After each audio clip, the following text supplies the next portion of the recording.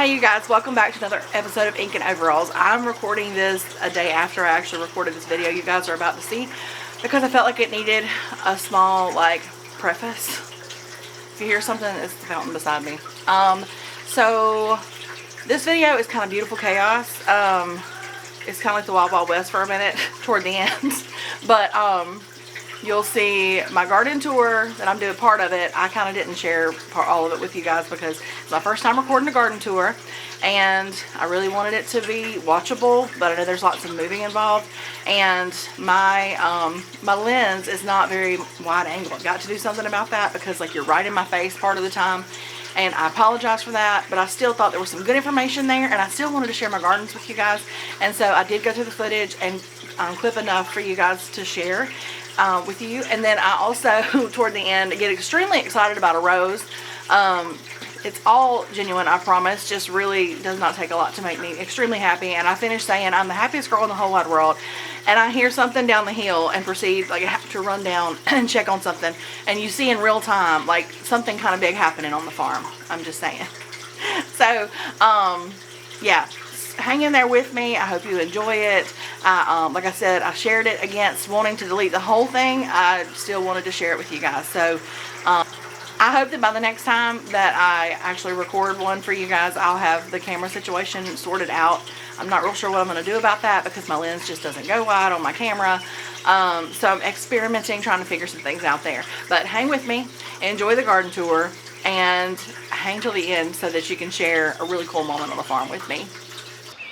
There's my greenhouse. There's my little greenhouse bed. I'll show you guys that in a minute. But bear with me, I've been in here planting, so there's stuff everywhere. But as you walk in, I've got my best friend, my big rosemary here that's growing out of the cinder block, and I love her, and she needs to be cut back. The first bed, it does not get a ton of sun, so I put some cabbages in here, some Chinese cabbage that I had started, and I figured I wouldn't get much off of it. As you can see, bug damage is pretty rough. I haven't really been caring for these like I should. This bed is kind of just neglected right now. It's going to have green beans in it soon, but right now I'm still collecting and drying. This is parsley, and I had some dill in here. I don't know where it went, but anyway, so this bed's kind of neglected right now, but that's okay.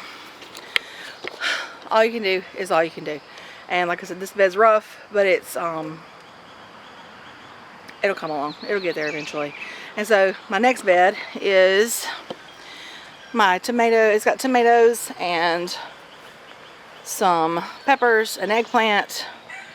So, oh look, I have a little tomato that needs to be tied up. I got to get out here and do that. All that rain will do that to you. If you don't watch it, you'll come out and everything will be grown without you realizing it. So these are on cattle panel trellis. That's what I use for most of my tomatoes. And so I have 1, 2, bless it, down on the ground, 3, 4, 5. And of these, that over there, we have Sun Gold and Celebrity. I have a triple crop. And I believe these are Marion tomatoes. And then I have a Blue Indigo and another Sun Gold, or a Sweet Cherry, planted here. And if I'm not mistaken, I could very well be mistaken. I have everything recorded and written down. I'm not the best record keeper when it comes to all these things. I can tell you the kinds that I've planted, but really until they start producing, I won't necessarily kind of know what kinds some of them are of these tomatoes, because I plant, I try not to plant willy-nilly, but I end up planting willy-nilly.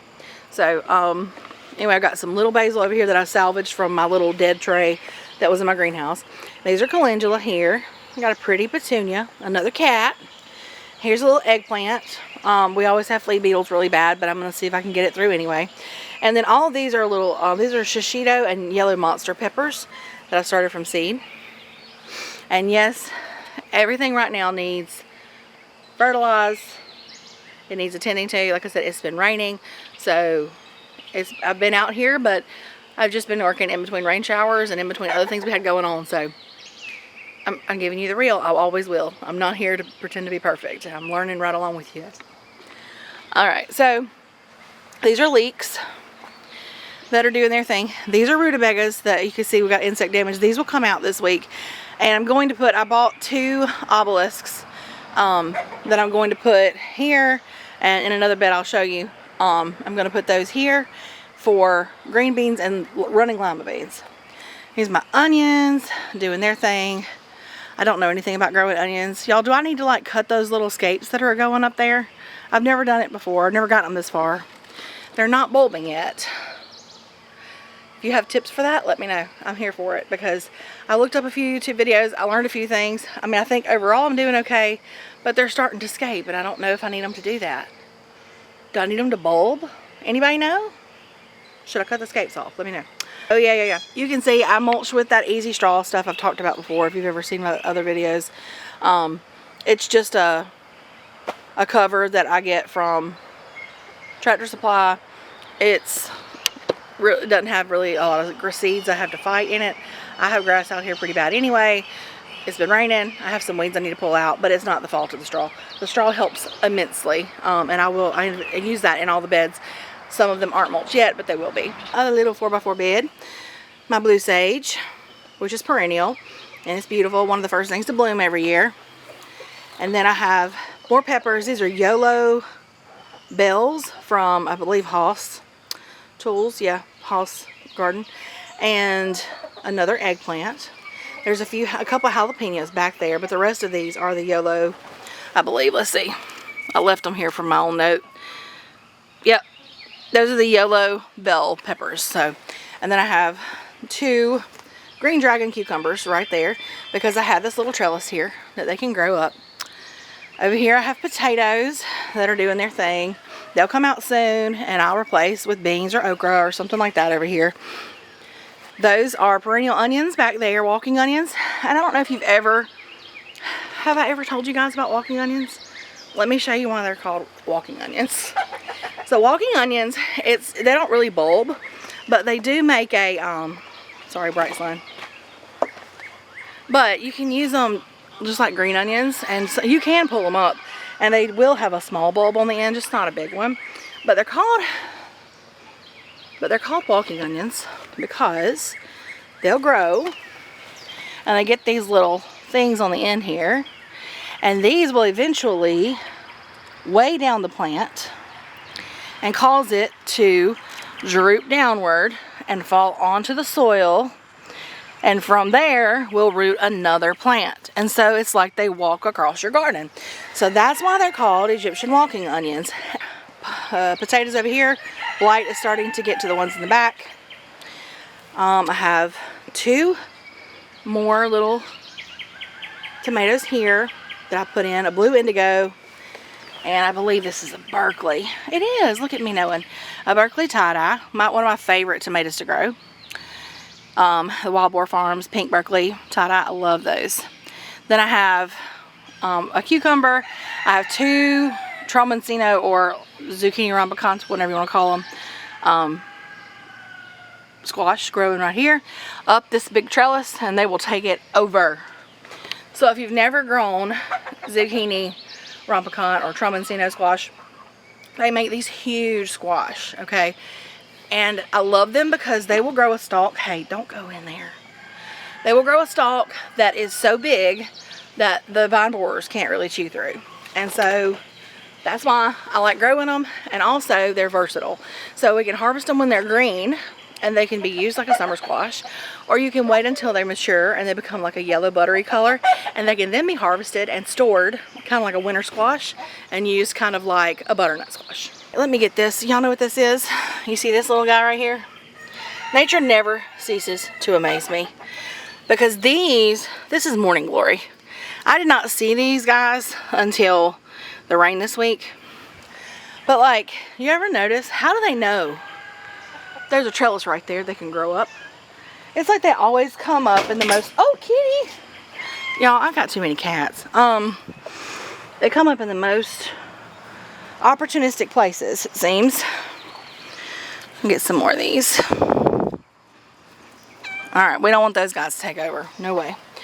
So then here I have a couple more squash. These are watermelons. This is crimson sweet. I believe that's the moon stars. This is just a regular yellow squash here. Another morning glory sprout there. And something I'm very excited about right here, because I ordered some seeds from Sunflower Steve. I don't know if you've ever heard of him on Instagram. I ordered a packet. They're expensive. Not his fault. They need to be. They're really nice. But it was an investment. And I got some seeds, and they're this beautiful, like, mixed color, like, fluffy looking, like, sunflower. And that's one of those. So, long bed. All of this green you see growing is garlic. Garlic will come out in another 4 to 6 weeks, most likely. And I will replace it with, I don't know, probably like pink eye purple whole peas or something like that that likes heat. And I have 6 tomatoes growing on this trellis. I've got a Berry's Crazy Cherry, another Sun Gold. Sun Gold is one of my favorites. Cats, y'all. A black strawberry, which I'm excited to see grow because they look beautiful. I bought them because they were pretty. Like, they have like a reddish, color, and then kind of like a chocolate look to them. I don't know, they're different. And then I have a Marion, which is just a red slicer, Celebrity, 2 of those because they're my favorite. I love Celebrity tomatoes. They're easy to grow, and they like growing here in Mississippi. So here, these beds, this is an interesting story. So, we're all learning, right? And back in the day, when I first started this garden, we were in the midst of fighting the horrible, horrible demon weed over in the front garden. And I was like, let's just start a couple of beds in the back and see what happens. We had this really weird space back here that is, I don't know what it is. There's like concrete on one side and concrete on the other, so it's like a little triangle. And I was like, you know what, it gets good sun, and not a lot of places on our place get good sunlight, and so let's try it out and see. And so we built these 2 little beds, and they grew okay the first year, and then since then I've added, every year we added more. As you can see now, it's pretty full in here.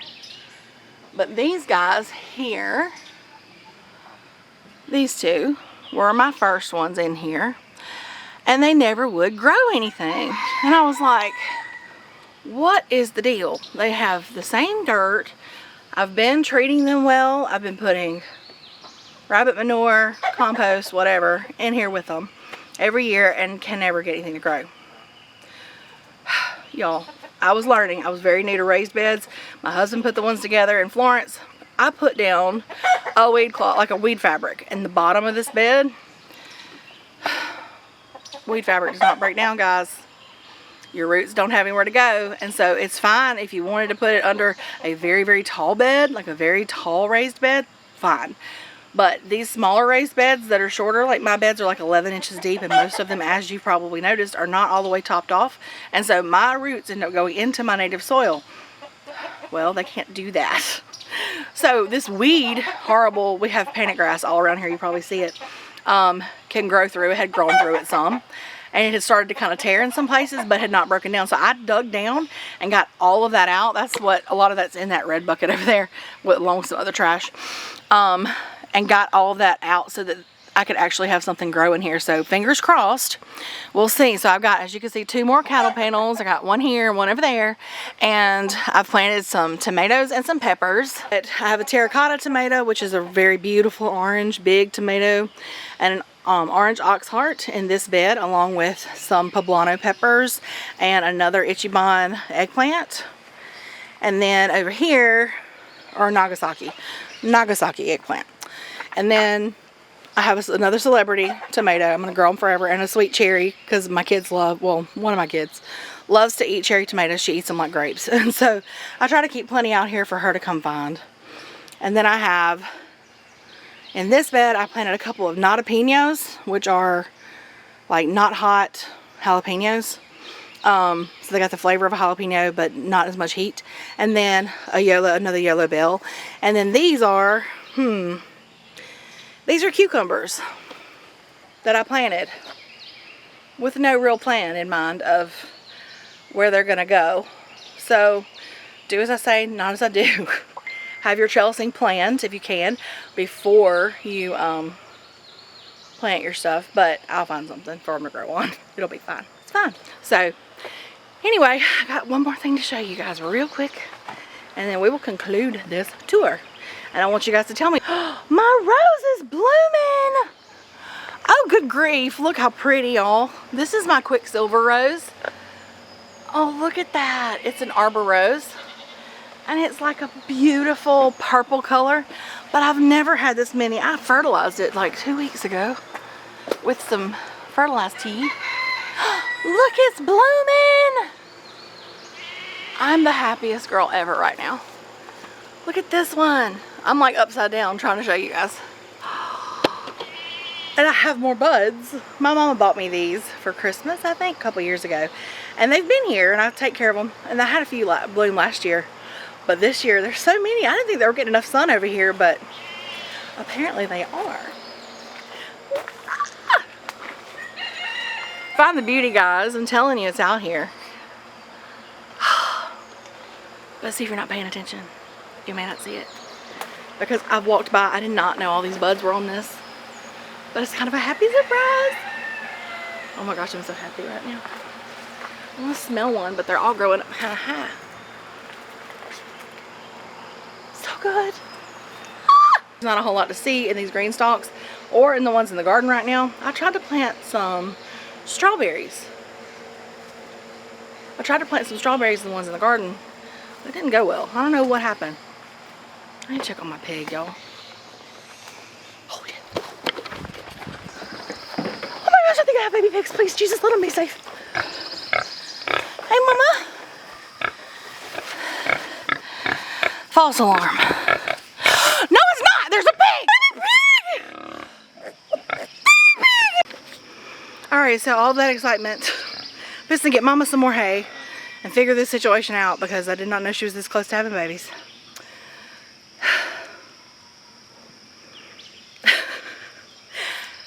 And I will sign off with you guys. I hope that you can find the beauty wherever you are, and I'll see you next time. Thanks.